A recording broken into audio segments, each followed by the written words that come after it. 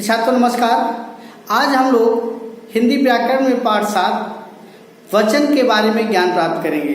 फिर छात्रों जैसा कि आप लोगों को पता है कि हिंदी व्याकरण में वचन का अर्थ होता है संख्या, गिनती। इससे हमें पता चलता है कि यह एक संख्या के बारे में बता रहा है या एक से अधिक संख्याओं के बारे में बता रहा है। तो आइए सबसे पहले चलते हैं कि वचन की परिभाषा। तो बच्चों, वचन का अर्थ होता है संख्या। ठीक है, वचन का अर्थ होता है संख्या। इससे हमें पता चलता है कि यह एक संख्या है या एक से अधिक संख्या है। आइए परिभाषा में, संज्ञा या सर्वनाम शब्दों की संख्या का बोध कराने वाले शब्दों को नंबर मतलब वचन कहते हैं। जैसा कि हमें पता है कि हमें कुछ भी जो भी है अगर उसके संख्या के बारे में हमें बता रहा है तो वह किसके अंतर्गत आता है? वचन के अंतर्गत आता है। ठीक है। अब वचन के भेद, वचन के दो भेद हैं, एक वचन और बहुवचन।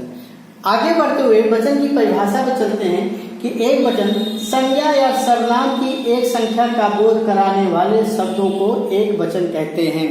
जैसे छाता, लड़का, खिलौना, सड़क, बस, मेज, तोता आदि ऐसे शब्द आने पर जो हमें एक संख्याओं के बारे में ज्ञान दें या उससे पता चले कि यह एक संख्या है तो वह क्या है? एक वचन। आइए वो दूसरा हमारा है बहुवचन।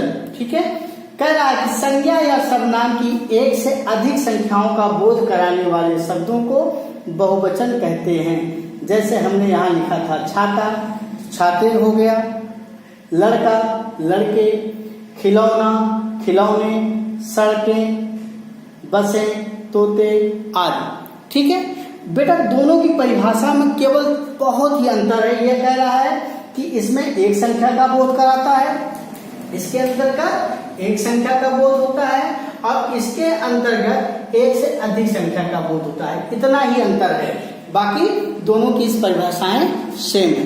तो आगे बढ़ते हुए चलते हैं कि तो बच्चों आगे बढ़ते हुए कि एक वचन से बहुवचन बनाने का कुछ नियम होता है।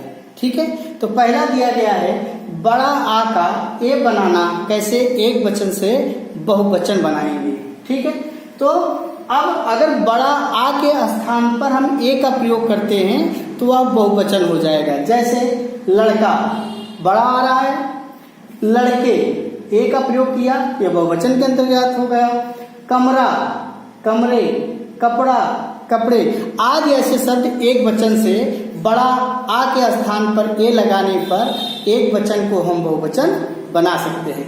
आगे बढ़ते हुए दूसरे, तो बच्चों इसी प्रकार आगे बढ़ते हुए छोटा आ का दूसरा नियम है, छोटा आ का ए बनाने के लिए ए लगाने पर एक वचन का बहुवचन कैसे होगा?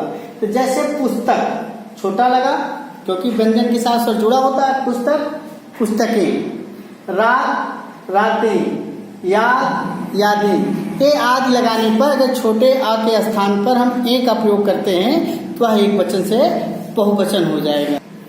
बच्चों तीसरा नियम कि बड़ा आ का ए बनाने पर एक वचन बहुवचन कैसे बनेगा? जैसे माला, बड़ा आया, मालाएं ए का प्रयोग किया हमने, कविता, कविताएं, लता, लताएं आदि ऐसे शब्द एक वचन से बहुवचन बनाए।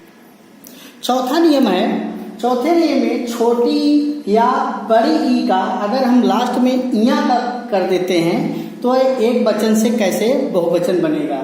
तो तिथि, तिथियां, गाड़ी, गाड़ियां आदि ऐसे शब्द हैं जो उनको हम एक वचन से बहुवचन बना देते हैं। दूसरा नियम, पांचवा नियम है छोटे ऊ या बड़े ऊ का ए करके हम कैसे एक वचन से बहुवचन बनाते हैं? वस्त्र, वस्तुएं, वधु, वधुएं। छठा है या बड़े या का या लगा करके कैसे हम एक वचन से बहुवचन बनाते हैं? चिड़िया एक वचन है, चिड़िया बहुवचन, नदी, नदियां आदि को हम का प्रयोग करके हम एक वचन से बहुवचन बनाते हैं। आइए आगे। सातवां है कि शब्द के अंत में जन, गण तथा लोक शब्द लगाने से बहुवचन बनते हैं। जैसे हम कहते हैं गुरु, एक वचन हो गया। अब बहुवचन में प्रयोग करें तो गुरु जन, जन शब्द हमने लगा दिया, ठीक है। प्रजा, प्रजा जन। अध्यापक, गण शब्द का प्रयोग किया, अध्यापक गण। कवि, कविगण, ठीक है। आज ऐसे शब्द जो है, अमीर, एक शब्द आया अमीर, अमीर, अमीर लोग, लोग लगा दिया तो यार बहुवचन हो गया, ठीक है।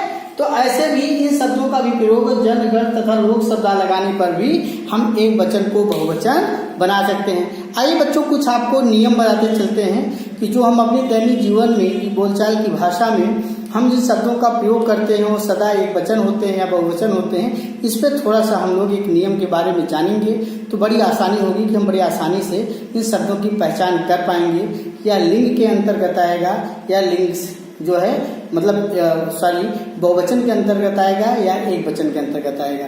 तो आइए आगे बच्चों आगे चलते हैं कि किसी को सम्मान, बड़प्पन, अभिमान या अधिकार प्रकट करने के लिए एक वचन के स्थान पर बहुवचन का प्रयोग किया जाता है। कुछ मतलब जैसे भी किसी के लिए सम्मान दिखाना हो, अभिमान दिखाना हो, बड़प्पन दिखाना हो, अपना अधिकार बताना हो, ऐसे शब्द का जब हम प्रयोग करते हैं तो वह सदा बहुवचन के अंतर्गत आएगा। जैसे नेताजी भाषण दे रहे हैं, हमें भी तो कुछ बताइए, इत्यादि ऐसे उदाहरण आने पर हम यह समझ जाएंगे कि यह बहुवचन के अंतर्गत आएगा। दूसरे नियम में चलते हैं। कुछ शब्द सदा बहुवचन में ही प्रयोग किए जाते हैं। कुछ ऐसे शब्द होते हैं जिन्हों हरदम जो है वह बहुवचन में ही प्रयोग करते हैं। जैसे हस्ताक्षर हुआ, बाल हुआ, होश हुआ, आंसू हुआ, इसके बाल सफेद हो गए, तुमने हस्ताक्षर नहीं किए, आदि ऐसे शब्द आए तो यह शब्द जो है सर्वथा बहुवचन में ही प्रयोग किए जाते हैं।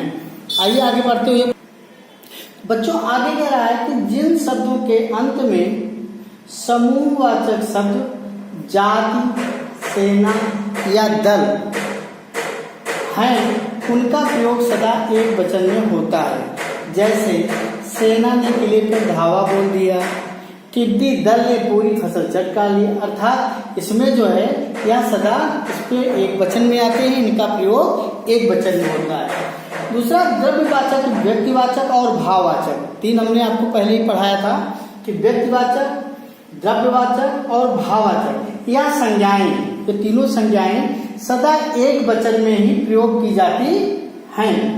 जैसे चांदी सस्ती हो गई है, ठीक है, सवाना नृत्य सीखती है, क्रोध मनुष्य का शत्रु है, सेना ने किले पर धावा बोल दिया, यह सब जो है क्या एक वचन के अंतर्गत आएगा।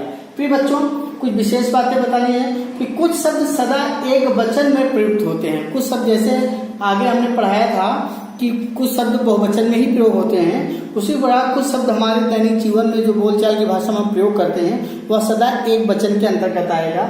जैसे जनता, वर्षा, पानी, आकाश, दूध आदि ऐसे शब्द सदा एक वचन में प्रयोग किए जाते हैं। तो बच्चों हम जान गए कि आज वचन क्या है, वचन के नियम जान गए, कैसे बनाए जाते हैं, ठीक है। तो सार संक्षेप में जाने कि संख्या का बोध कराने वाले शब्दों को हम वचन कहते हैं। वचन दो प्रकार के होते हैं, एक वचन और बहुवचन।